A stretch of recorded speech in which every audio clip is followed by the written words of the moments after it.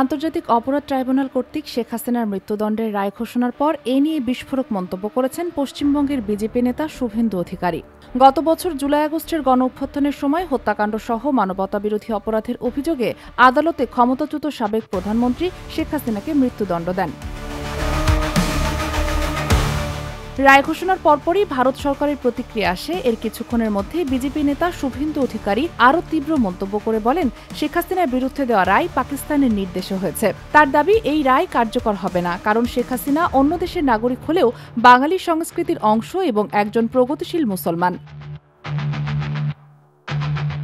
তার মতে, শেখ হাসিনা কখনোই চরমপন্থী রাজনীতির সঙ্গে যুক্ত ছিলেন না। চলতি বছরের ১ জুন শেখ হাসিনা, সাবেক স্বরাষ্ট্রমন্ত্রী আসাদুজ্জামান খান কামাল এবং পুলিশের সাবেক আইজিপি চৌধুরী আবদুল্লাহ আল মামুনের বিরুদ্ধে আনুষ্ঠানিক অভিযোগ দাখিল করে প্রসিকিউশন।